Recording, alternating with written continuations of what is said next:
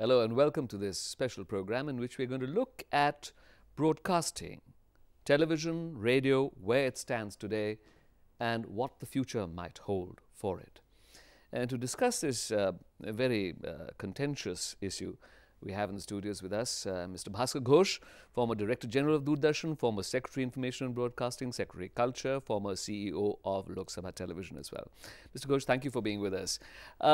Television has seen major watersheds, witnessed major watersheds during your tenure as DG Doordarshan, and now the first one perhaps during your tenure was when satellite television first came in, and the role of the terrestrial broadcaster, that is Doordarshan, became completely different and had to be attenuated with what happened with the satellite television.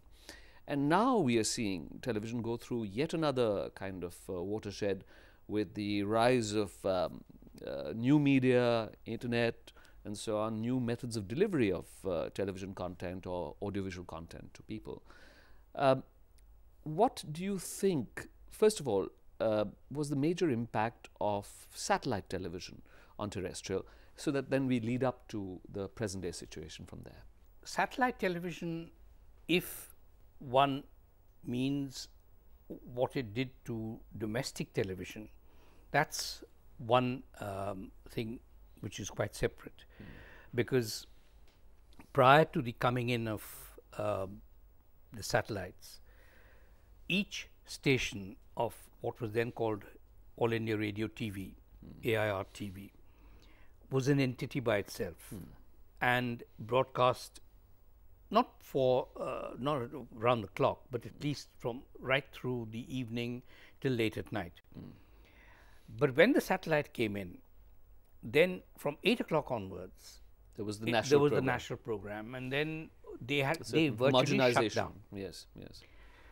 And for many years, this meant that local talent, local creative initiatives were kind of didn't have a place or just drifted away. It was only in the mid-90s that sitting down with the then DG, when I was secretary in the ministry, that we were doing various kinds of combinations and permutations in my room, and it suddenly occurred to us that if we moved all of the transmissions that were being made by the local kendras. I want to come now to the question of news channels. Initially, there was great euphoria at the unleashing of news, the liberalization of news, perhaps, with this free flow of information and reporting. But now, increasingly, there seems to be a growing disaffection amongst large sections of the viewership as well as other sections of society with the kind of coverage, and the need for regulation of the content is being increasingly voiced by various segments, by the courts, by Parliament, by civil society groups. And this is being very, very strongly resisted by most news channels. I'd like your views on this whole situation, and what kind of situation will prevail, what kind of regulation can prevail or should prevail. Let's first try and understand the fact that private news channels have a very difficult task. They have to earn their way. They have to get enough revenue from advertising to be able to continue, and at the same time not compromise with the principles of reporting, which and presentation of news in an impartial, unbiased manner. That second bit sometimes tends to take a beating with some channels. There are others, there are a few, I must say, who have heroically stood up to that, or have managed to come to a kind of understanding with the big sponsors and advertisers that, look, you cannot go beyond this point. We will not compromise with the news content and the unbiased quality of our news. But there are a whole lot of others which don't, and they're the ones who bring the whole of the band of news channels a bad name.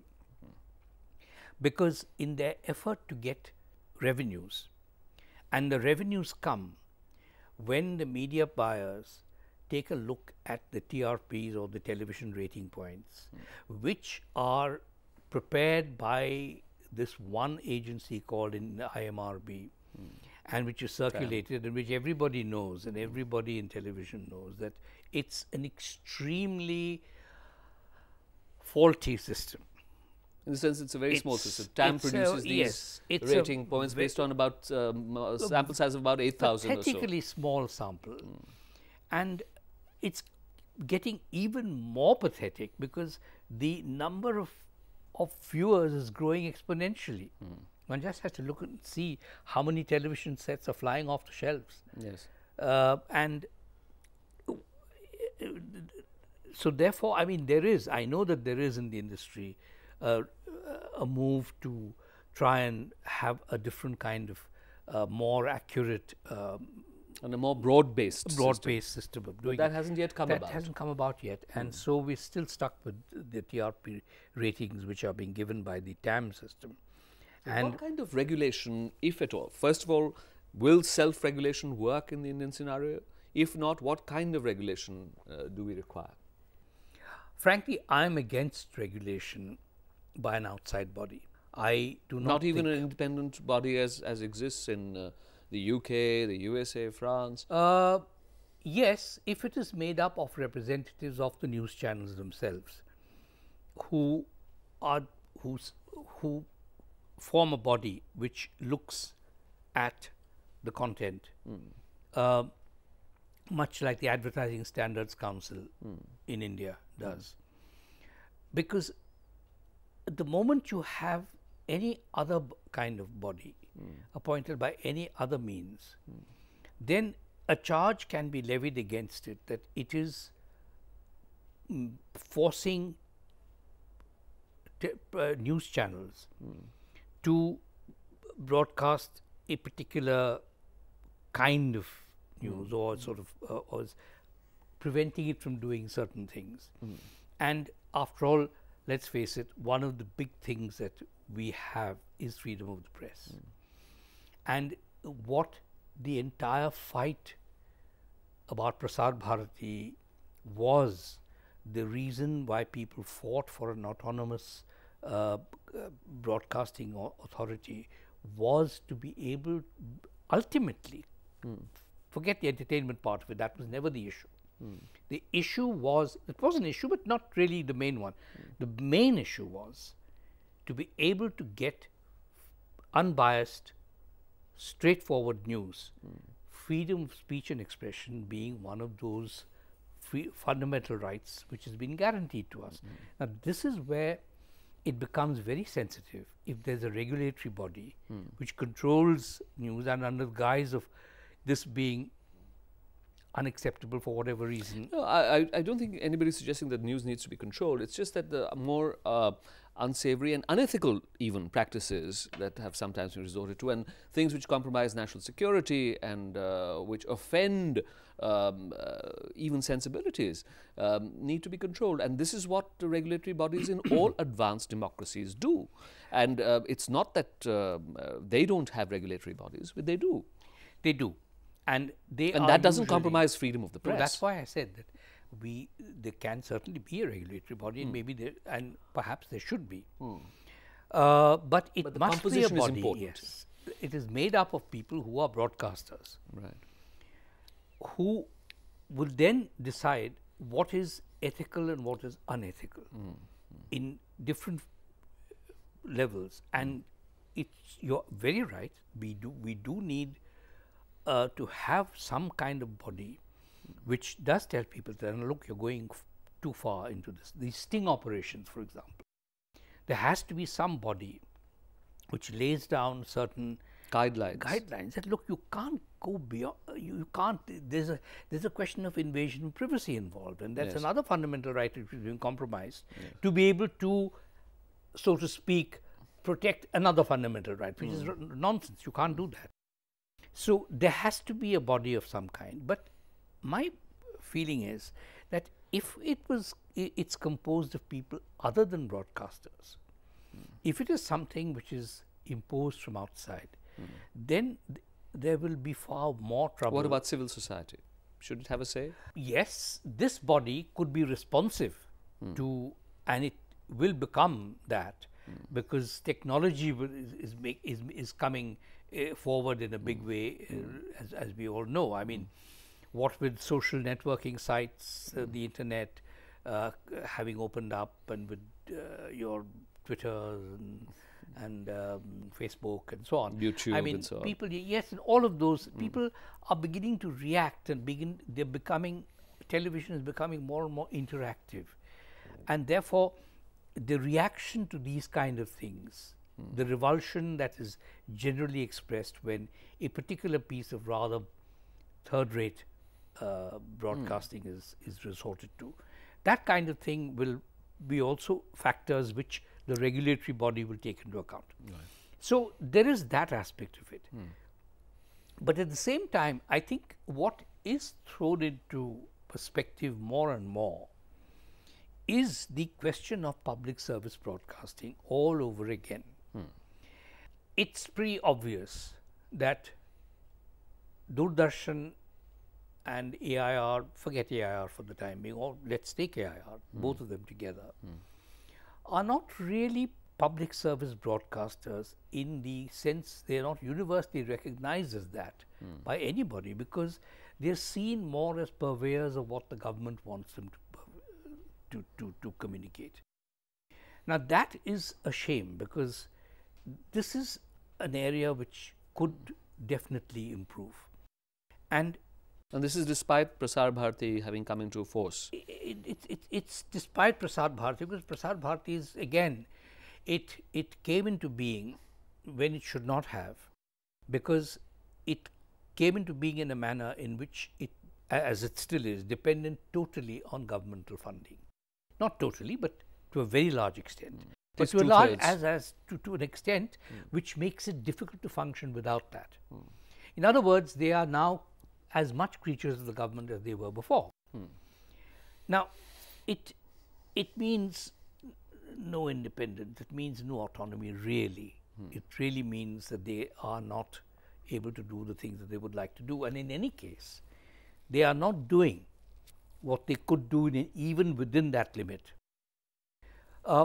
Ironically though, a few years ago, McKinsey's did this study, they did a study for their own magazine on public service broadcasters around the world to see how they survived in this present day world of private television broadcasters. And the findings that they came up with, and these are the findings, mark you, they aren't opinions. The findings they came up with were that television broadcasters, public service television broadcasters around the world, which did not include Doordarshan incidentally, or All India Radio.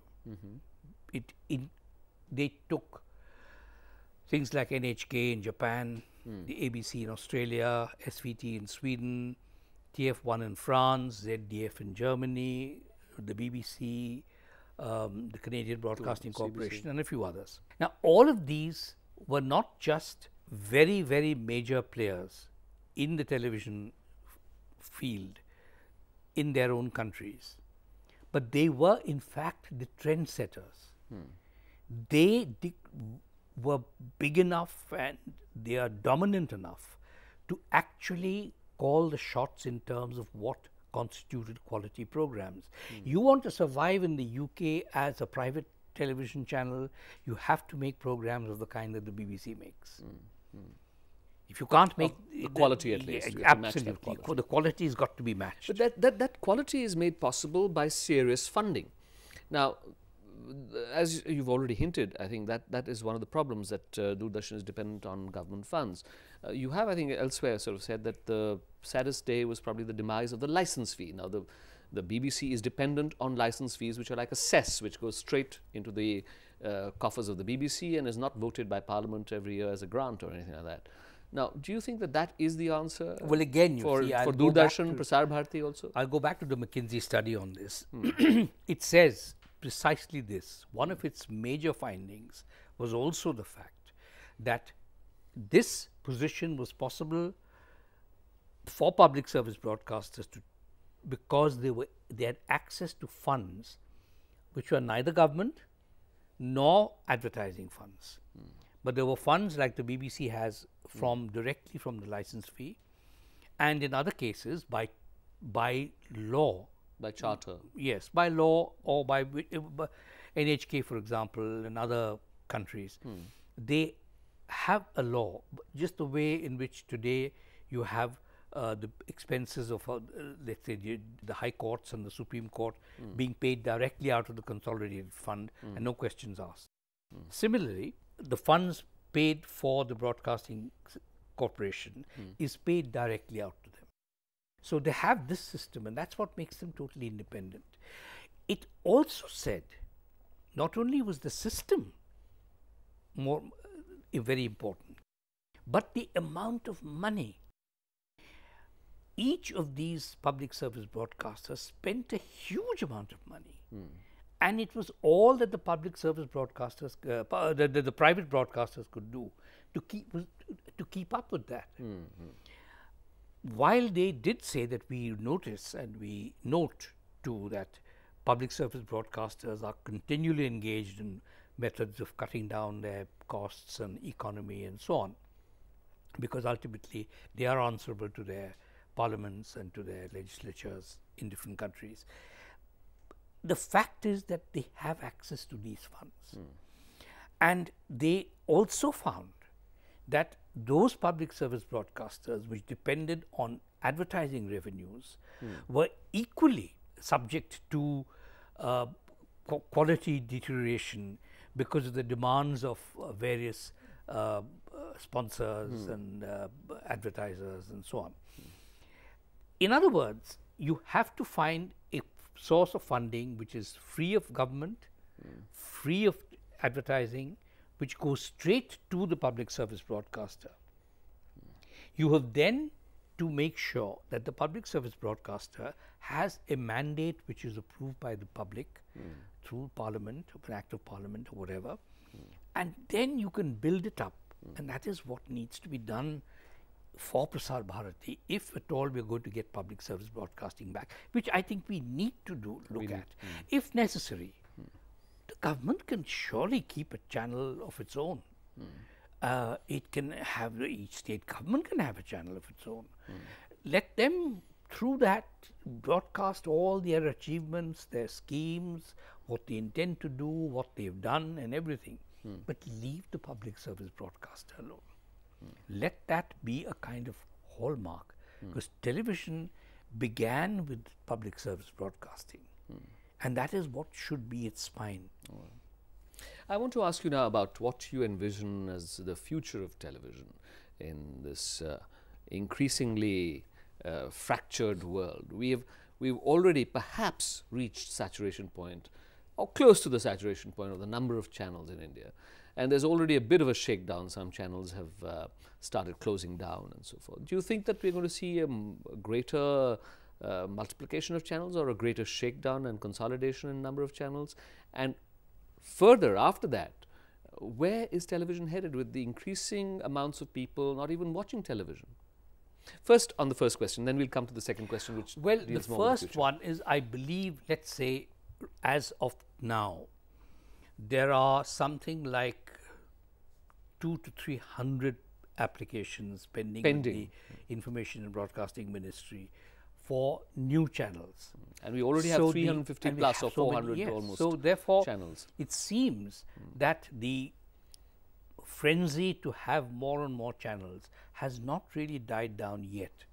But I entirely agree with you that a day will come when they simply will not be able to sustain that, because the advertising pie is just that big, and you cut it into thinner and thinner and thinner slices, they're going to collapse at one time or the other. So the big will eat up the small ones, and then they will fall by the wayside. we must also recognize, I think, the increasing spread and the power of the internet. The internet is changing so fast that it's incredible. I mean, in the way technology is developing, and you just showed me your iPhone. I mean, the iPhone is an example of that. I mean, look at where communication has gone.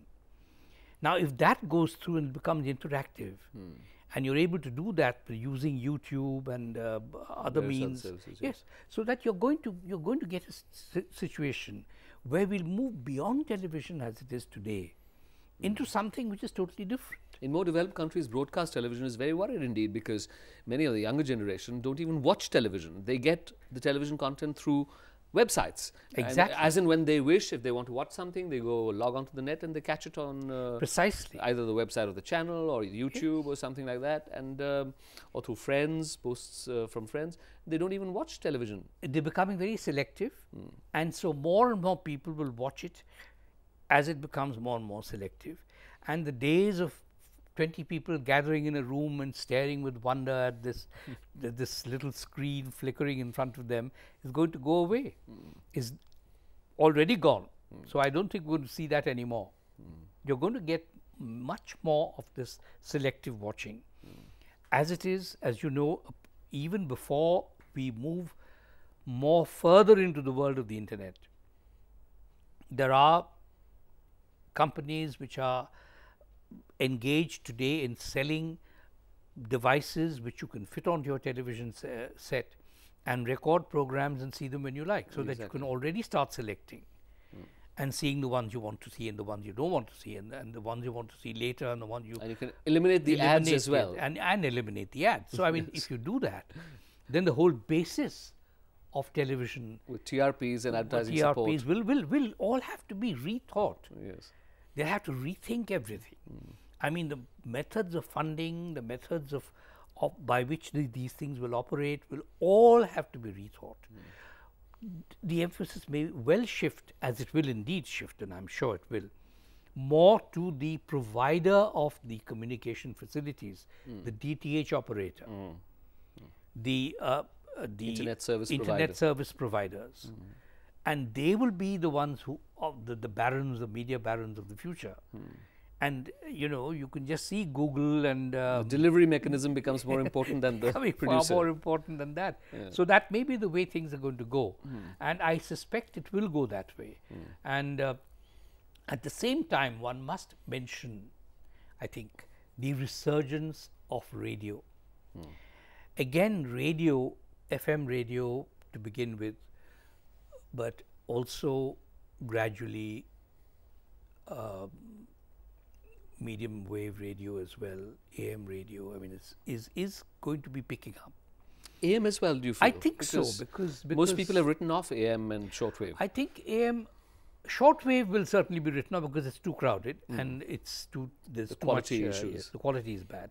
But AM is because of precisely for this reason, that the quality is very good. But much more than that will be FM, and what will come in the future, that is a high definition, high fidelity stereo transmissions, which already, in fact, I remember you did the first stereo broadcast All India Radio did. Yes, many years ago. Well, yes, it was Zubin Mehta concert. Yes. And so we're moving into that kind of age. So there is a resurgence of radio, which is oddly enough the medium which the young want. Locally, the local radio. Locally. So again, you're fragmenting, the audience is becoming fragmented.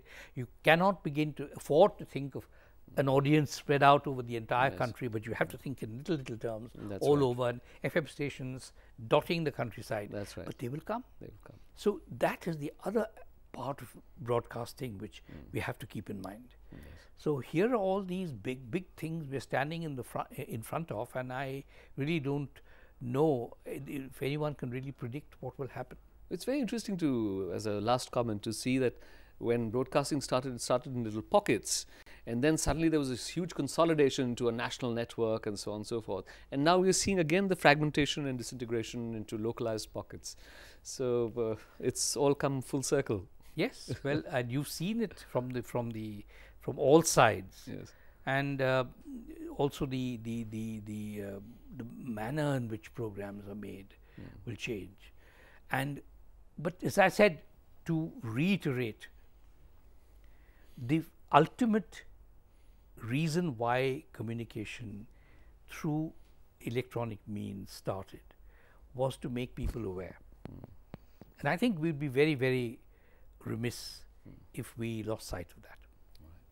Mr. Ghose, it's been wonderful talking to you. Thank you very much for coming to our studios. You were watching conversation with Mr. Bhaskar Ghose, former DG Doordarshan, Secretary Information and Broadcasting, and many other posts that he's held in his life, on broadcasting, its present and its future. I hope you enjoyed this conversation. Goodbye for the time being.